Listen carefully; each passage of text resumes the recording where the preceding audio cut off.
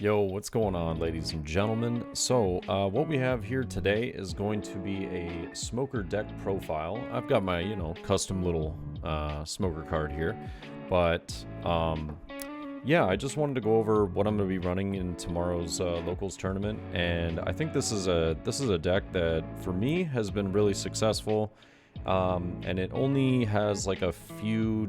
I would say few bad matchups, but even in those bad matchups, I still feel as though I can pull out ahead if I play correctly. So, to get it started, let's just move Smoker up here. To get it started, we've got a lot of the 2Ks that are just invaluable, and it's almost impossible to play without these cards, at least at the current moment. And we have 4 Subarus, 2K counter, as well as -2 to one of your opponent's character's cost. It helps you blow up a lot of things on the board by bringing them down. It counters out of swings coming at your leader. It's just an amazing card. You got to run 4 of it. Now I run 4 of Sengoku, and the reason I run Sengoku is, again, for 2K counter, a lot of people will opt out of running Sengoku and instead running, let's say, no Sengokus, but instead maybe some blockers or potentially the 3-drop smoker. I feel as though after playing some of the games on the sim and playing against some of my friends over the board, it feels as though this card is better than some of those other ones that I would put in place of it. It's also a card that you could trash using Kobe if you really need to. There's better options, but if it comes down to it, it's one of those cards that you can get it on the board as well, and when attacking, give up to one of your opponent's -2. It's got a lot of use, and it also combos well with Garp here. Gotta play 4 of Garp. This is one of the best cards in the entire deck. If you don't play this card, I mean, you're insane. I don't know. You might wanna get help. Card is nuts.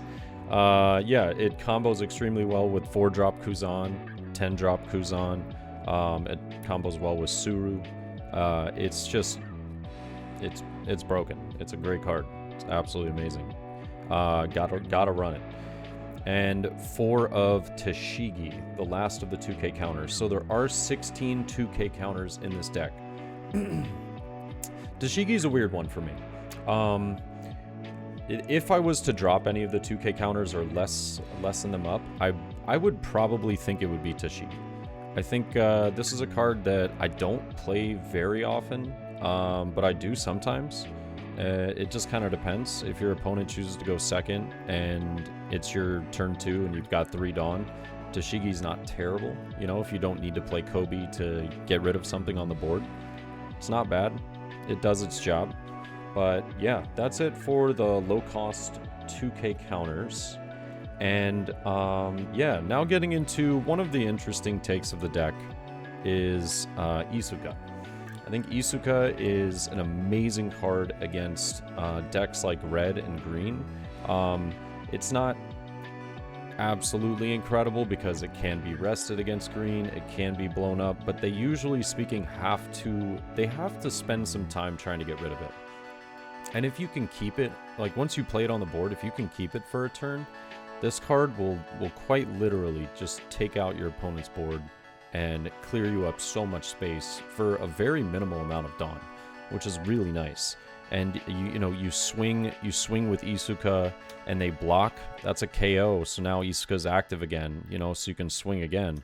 I mean, it's a really good card. Plus the 1K counter. It's easily trashed from hand when you're using Kobe or Sakazuki, but it feels like a really good card to have on the field. And if it gets blown up, honestly, it feels as though you put it down and it got its value. So I enjoy the card. And then of course, 3-drop Kobe. Have to run 4 of it. It's nuts. Card's insane. This combos so well with Kuzan. Which, speaking of which, Kuzan, you put down Kuzan absolutely just lowers everything on the board. You get the card draw from it. You know, you can use Garp there to just KO so many things on the board. It feels absolutely incredible. This is probably, I would say, arguably best card in the deck. Kobe, though, is up there. It helps you control the tempo of the game. Get rid of really pesky stuff.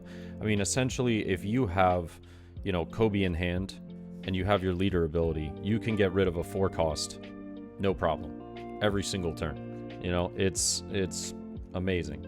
And then you put Kuzan in there, and you're getting rid of, you know, for putting, you know, having Kuzan down, and for 4 Dawn, 1 under leader and 1 under Kobe, you know, you're getting rid of a, what, 8 drop Kid, 8 drop Kozuki Odin.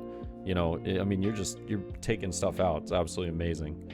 And yeah, so these cards combo extremely well, and gotta run 4 of Kuzan. It's just too good not to. Gotta run 4 of Borcelino. Borcelino is arguably the best blocker in the game, arguably.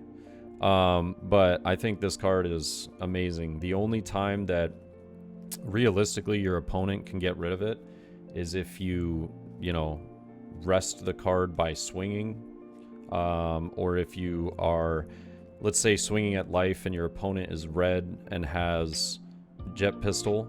Jet Pistol will kill it because it's only on opponent's turn that you gain the KO effects. So if you're playing the mirror matchup, Impact Wave will take care of Borcelino, so you might want to play around that. You might want to swing first before playing Borcelino down. This is usually like the last bit of my turn, is placing down Borcelino, just because I'd really like to get the value out of him. But yeah, amazing card, amazing blocker.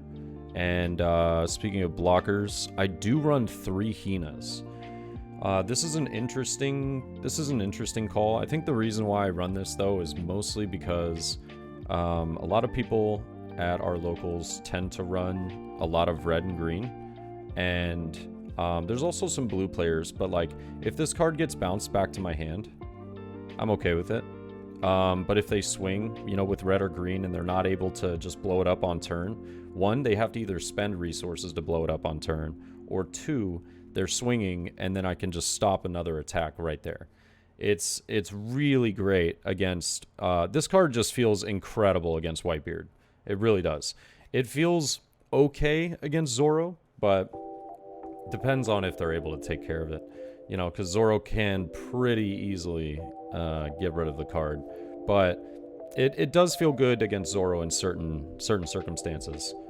But that's going to be it for the blockers.